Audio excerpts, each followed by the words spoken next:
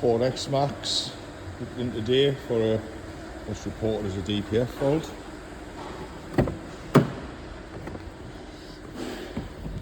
What do we find in the footwell? Oh dear. So let's see what the OBD reader from Lidl or Netto or wherever you buy them from tells us on this one.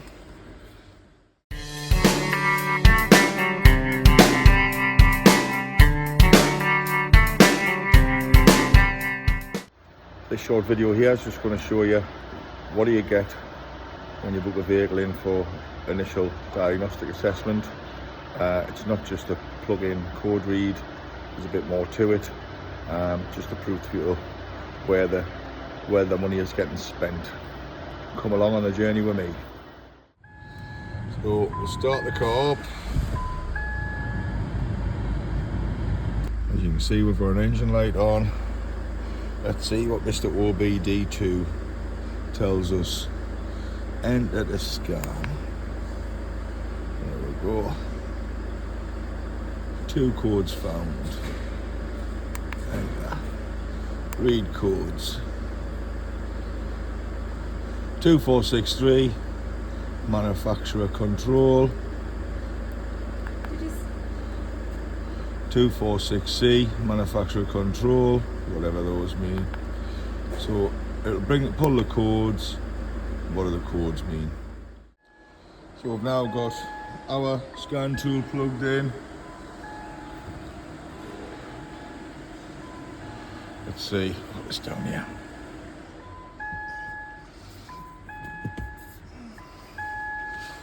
Let's see what this brings up. So point being here is, does your OBD, cheapy OBD reader actually save you any money, or can it lead you down the garden path? So we're just doing a full vehicle scan on the car there, so we'll let that go through. Straight away it's still scanning there, but PCM on a Ford is the powertrain control module, basically the engine ECU, and as you can see it's picked up 10 faults. Little OBD over there picked up 2 faults. So another reason not to use an OBD tool, because it will not pick up all the faults. There's the faults in the engine control module. As you can see, 10 in total. Smart alternator fault. Vehicle conditions incorrect for DPF regeneration. That's for 246B fault. Engine oil deterioration, it didn't show that one. Didn't show the smart alternator one either. 2463, it showed that one there. Particulate filter soot restriction. 246C, soot restriction, force limited power, basically that means it's gone to limp mode. Fan control circuit low, 691, never showed us that one. Intake air temperature sensor high, didn't show us that one. CAN initialization fault, that's just some kind of comms fault, didn't show us that one. Engine control module power input signal high, didn't show us that one. And an oil level sensor circuit, didn't show us that one either. So have any of these other faults got anything to do with the 2 faults which are basically DPF related on this vehicle? There's a good chance they might, hence why your little OBD tool ain't going to fix your car for you, even though you think it might. Pull the codes, save the money, mechanics are trying to rip you off. Sorry, that thing there costs about, this little thing here, buy them for a tenner. This thing here, £5 grand. Difference, full capabilities. The little thing over there, limited capabilities. So if you think a tenner's going to save you money fixing your car, good luck to you. So we've opened the job card up here, and as you can see, the customer comment when they booked the car in, car in limp mode, won't go above 40, block DPF. Has it actually got a block DPF? We don't know yet, we haven't checked. But there's the list of faults. Smart alternator, could that cause a block DPF? I doubt it. Vehicle conditions incorrect for particulate filter regeneration, so that's giving us an indication of it's not allowing the vehicle to do a regen because there's something in the background which it doesn't like. Oil deterioration, that could be the something in the background there it doesn't like. It's a possibility. Every time a vehicle does a regeneration, it affects what's called the oil deterioration counters. After numerous regenerations, it'll classify the oil as deteriorated. The reason why it does this is because you can get fuel dilution into the oil every time it does a regeneration, so that's why it has this counter. Soot accumulation bank 1 and restriction bank 1, so that's saying that the soot accumulation is too high and it's basically put it into limp mode because of that. Fan control circuit, low voltage, could that cause a DPF regeneration problem? Could that be linked to vehicle conditions incorrect? There's a good possibility because the cooling fans come on during regeneration. Intake air temperature sensor, yes, that could affect DPF regeneration because if it can't calculate the intake air temperature sensor, then it can't make a correct calculation on mass airflow. Can initialization fault, I don't think that's anything to do with it. Engine control module, power input signal high, that could be flat battery, could be anything. Engine oil level sensor circuit, so it's got a issue with engine oil level sensor circuit. So has it got too much oil in?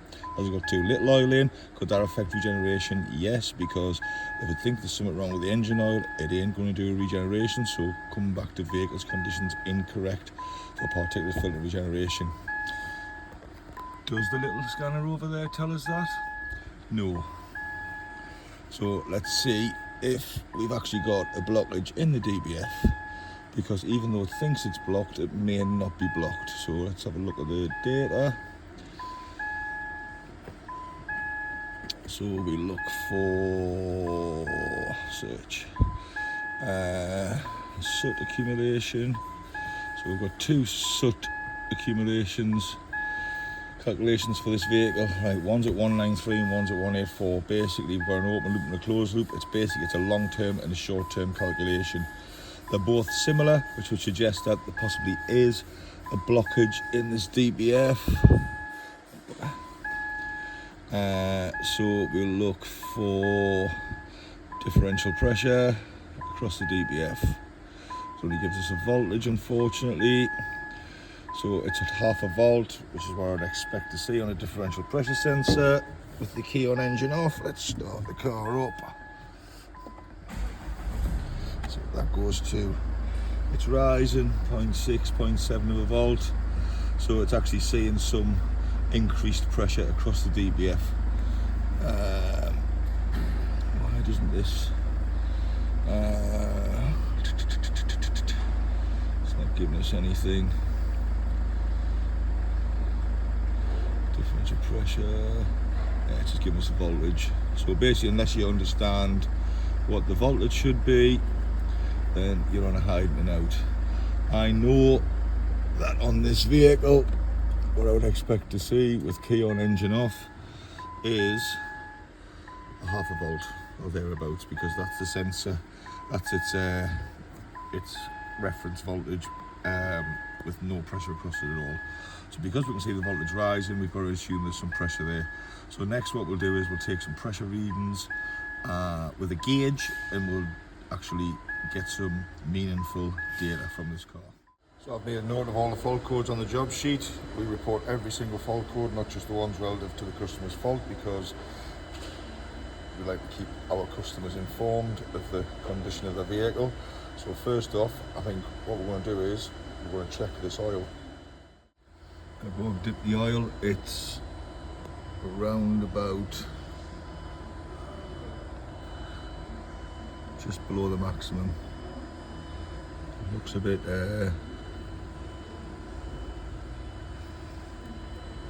minging, it smells a bit minging. So it's not high, it still could be deteriorated. Next, this fan fault. Let's see if the fan's plugged in. That one's plugged in, that's a fan control unit there, that's plugged in. Oh, there's a plug off on the bottom there. Is that one just not used? It's only got a single fan, so I'm sure there's only one output. So that looks alright. Is the fan seized? No, it's not. So it all looks all intake air temperature sensor. Now I can tell straight away this plug's been off because that lock's not pushed in. Intake air temp sensor 1 is built into mass airflow sensor. So if you unplug that, it will trigger that fault. So has somebody been here before us? So we'll have a look at the air filter and see what condition that's in, because I think the condition of an air filter is always a good indicator of the service history of the vehicle. See, brand new air filter fitted. Somebody has been here before us.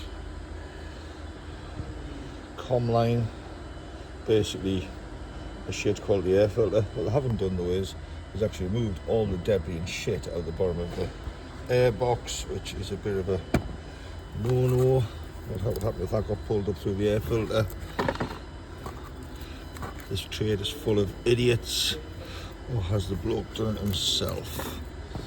So just put that back in, even though it's a shit quality one, it's had an air filter. Isn't that way?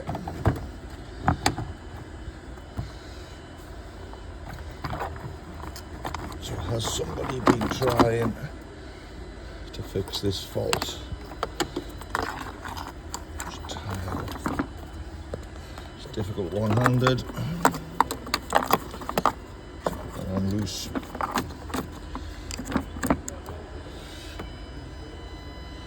Does it look like it's been disturbed? Potentially not. Can't really see it from here, but it does, believe me, it's down there somewhere.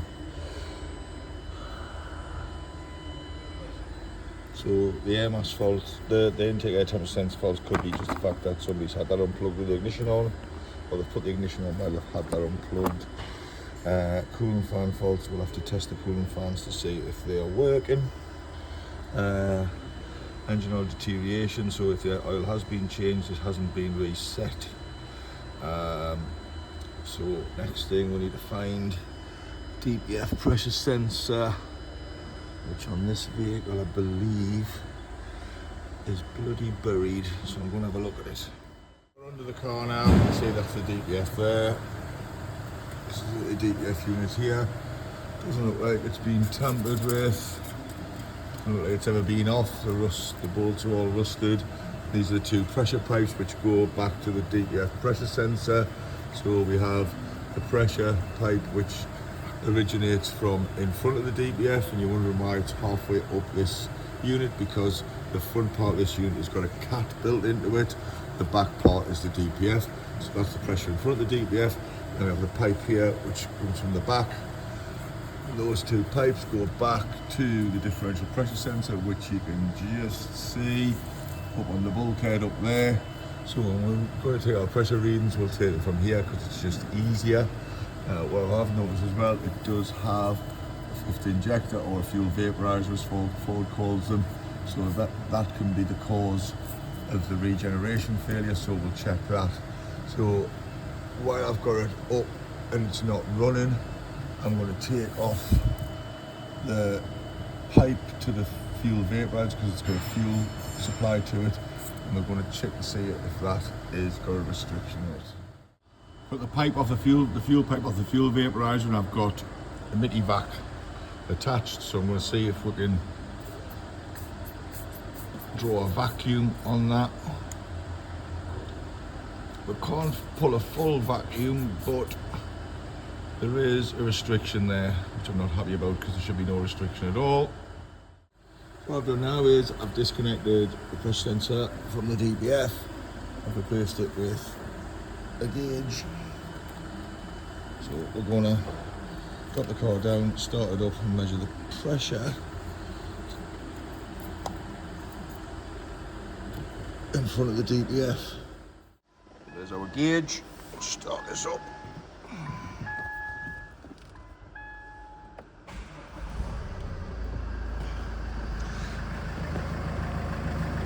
See what pressure we've got.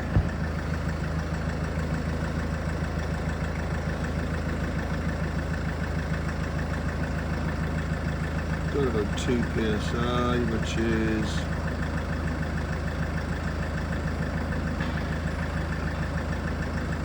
kPa there, so we're about 20 20 kPa.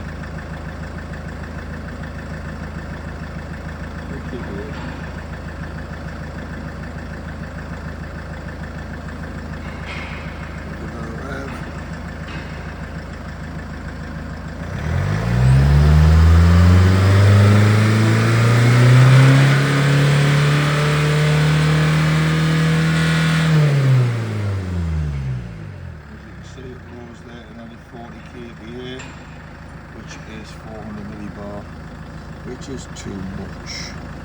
So it definitely does have a block DP. So let's just check some other salient live data. So we've looked at the catalyst temperature sensors, both sitting at 100 degrees, which is normal for a Ford. When they're cold, they don't start registering temperature until above 100 degrees. Cooling temperature sensor is 34 degrees. The engine has been running for some point, so it is going to be above ambient temperature. Both exhaust gas temperature sensors are sitting at 4.99 volts, which is normal for a Ford. Those voltages will start to drop as the temperature in the exhaust increases. So we'll just start this up. You should see that happening. External temperature sensor, which will be the one on the outside of the car, probably in the door mirror or something, 15 degrees, which is probably about right for today. Intake air temperature sensor 2, which would be the one, it's just part of the boost pressure sensor, is at 18 degrees. The intake air temperature sensor 1 is at -40. We've got the mass airflow sensor disconnected, so let's connect that back up and see if it's plausible, because that was one of the faults that we had.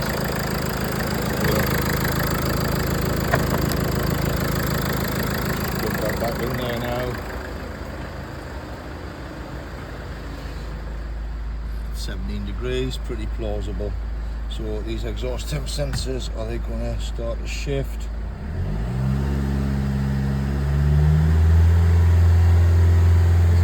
Heats up, we should start seeing the voltages drop. The front one's already started to drop, 4.98 volts, so that's reacting to the change in temperature. You can see they don't start measuring temperature until they're above what deems to be 100 degrees. The second one's starting to drop, 4.98. As you can see, the top one now, here, temperature's at 101 degrees. 4.97 must be that point. Oh, there we go, 107 degrees. Second one starting to shift as well.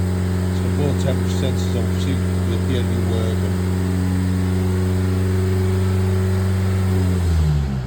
Front one's hotter than the back one, which is normal. So kind of happy with that. Cooling temperature's going up.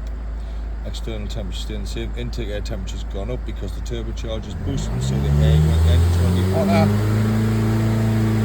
And the one at the airflow meter is staying the same because it's not connected to bugger all, it's just sitting on the front panel.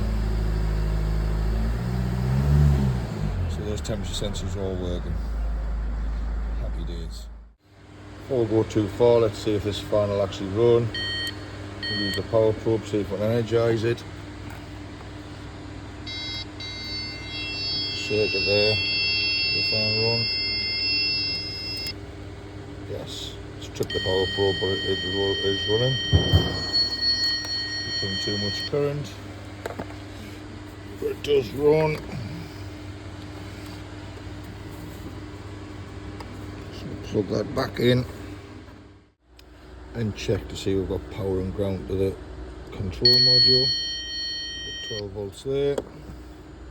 Take that out, put it in that one.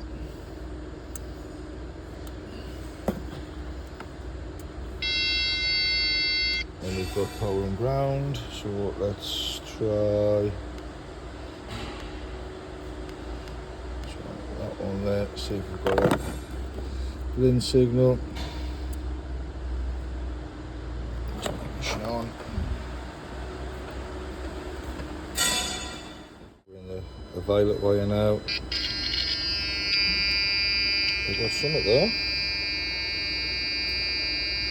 I can see that. Zoom in on that.